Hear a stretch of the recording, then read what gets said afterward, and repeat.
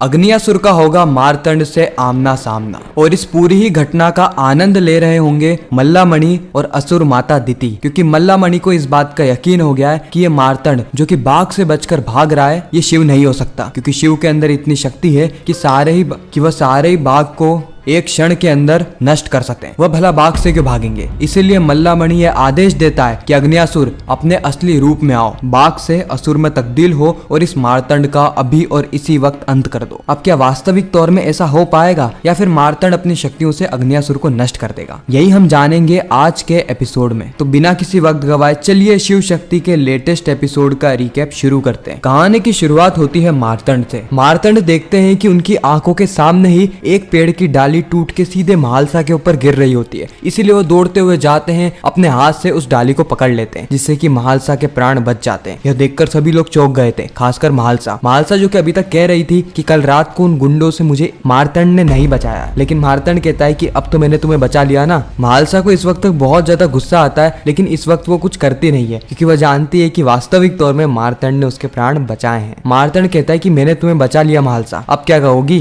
कि अभी भी तुम अपने आप इस पेड़ की डाली से बचने वाली थी। महालसा हाथ जोड़ के कहती है धन्यवाद, आपका बहुत बहुत धन्यवाद, अब आप कृपया करके यहाँ से चले जाइए, इतनी सी तो कृपा आप हम पे कर ही सकते हैं। मारतंड कहते हैं कि ठीक है, अब आपने मुझे इतने प्यार से कहा है तो मैं यहाँ से चला जाता हूँ। इतना कहकर मारतंड वहाँ से जाने लगते हैं और जैसे महालसा पीछे मुड़ के अपने पिताश्री को देखती है, वो देखकर चौंक जाती है कि उसके पिताश्री तो एक अलग ही दुनिया में खोए हुए हैं। उसे लगता है कि यहाँ पर कुछ गड़बड़ तो नहीं, क्योंकि मारतंड जिससे भी मिलता है वो एक अलग ही दुनिया में खो जाते हैं। जरूर ये कोई ना कोई मायावी है, जरूर इसके पास कोई ना कोई शक्तियां हैं, तभी तो ये सभी लोगों को अपने वश में कर लेता है। इस तरह महालसा के पिताश्री को देखते हैं जो कि अपने अतीत को याद कर रहे होते हैं, किस तरीके से कल रात्रि को ही मल्लामणि ने उन्हें बुलाया था और ये चेतावनी दी कि किसी भी हालत में मारतंड इस गांव से बाहर नहीं जाना चाहिए, तुम उसे किसी भी हालत में इस गांव में ही रोक के रखो जब तक मैं तुम्हें ना कह दूं, उसे सारी सुविधाएं दो, लेकिन वह इस गाँव से बिना मेरी इजाजत के बाहर नहीं जाना चाहिए। हालांकि इस वक्त तक जो महालसा के पिताश्री होते हैं वो सवाल जवाब करते हैं, लेकिन मल्लामणि साफ कर देते हैं कि अगर तुमने मुझसे कोई भी सवाल जवाब करा तो ये बात याद रखना कि जिस तरीके से मैंने तुम्हें उस गांव का अध्यक्ष बनाया है उसी तरीके से मैं तुम्हें एक मुजरिम बना के कारावास भी करवा सकता हूँ, इसलिए मेरी आज्ञा का उल्लंघन करने का साहस मत करना। ये बातें याद कर करके जो महालसा के पिताश्री होते हैं उनको पसीने पसीने आ जाते हैं और वो दौड़े दौड़े जाते हैं मारतंड को रोकने के लिए। महालसा सोच रही होती है कि ये क्या हो रहा है, मुझे तो कुछ भी समझ में नहीं आ रहा, मेरे पिताश्री दौड़ दौड़ के जा रहे हैं उस मारतंड को बचाने के लिए, उसको रोकने के लिए, आखिर क्यों? जरूर ये मायावी है। अब तो मेरा शक यकीन में तब्दील हो गया है, ये जरूर मायावी है। जैसे ही महालसा के पिताश्री मारतंड के पास पहुंचते हैं, मारतंड यहाँ पर ओवर एक्टिंग करने लगते हैं, यानी मारतंड कहते हैं कि मैं बहुत ज्यादा नाराज हूँ, आपने मुझे यहाँ पर बुलाया और आपकी पुत्री ने मेरा अपमान करके मुझे यहाँ से जाने को कहा, इतना घोर अपमान में सहन नहीं कर सकता। इस और महालसा के पिताश्री यहाँ पे मना रहे होते हैं मारतंड को, लेकिन मारतंड उनकी एक बात नहीं सुनता। वो बार बार यही कह रहा होता है कि आपकी पुत्री ने मुझे अपमानित किया और मैं अपना अपमान किसी भी हालत में सहन नहीं कर सकता। इस वक्त तक महालसा और सारे गाँव वाले मारतंड के आसपास इकट्ठा हो गए होते हैं। महालसा के पिताश्री कहते हैं कि महालसा ये तुमने क्या किया, ये हमारे अतिथि हैं और हमारे गांव में यह नियम है अतिथि देवो भव, और तुम इन्हें भगा कैसे सकती हो, जाओ और इनसे माफी मांगो। पहले तो महालसा मना कर देती है, लेकिन अपने पिताश्री को इतना क्रोधित और इतना विचलित देखकर वो मारतंड से माफी मांगने के लिए मान जाती है। जैसे वो मारतंड से माफी मांगने जाती है उसी वक्त मारतंड कहते हैं कि रुक जाओ, मुझे आपसे माफी नहीं चाहिए, मैं इतना दुर्बल नहीं कि किसी स्त्री से माफी मंगवाऊंगा। महालसा कहती तो ठीक है, नहीं चाहिए ना माफी, ठीक है मैं माफी नहीं मांगती हूँ। देख लीजिए पिताश्री, इसने खुद ने मुझे सामने से मना किया है कि इसे माफी नहीं चाहिए, तो मैं इसे माफी नहीं दूंगी। फिर हम मारतंड को देखते हैं जो कि अच्छा लंबा चौड़ा भाषण देता है कि किस तरीके से वह स्त्रियों का सम्मान करते हैं, किस तरीके से वह लोगों को क्षमा करते हैं। खैर उसी वक्त एक औरत भागी भागी आती है और कहती है कि बचाओ मेरे पुत्र को, कोई बचाओ, कोई बचाओ मेरे पुत्र को। यह बात सुन के सभी लोग चौंक जाते हैं, खासकर मारतंड और महालसा। सभी लोग यहाँ पे पूछ रहे होते हैं उस औरत से कि आखिर हुआ क्या है, तुम बचाओ बचाओ के नारे क्यों लगा रही हो। उसी वक्त वो औरत बताती है कि किस तरीके से एक बाघ आया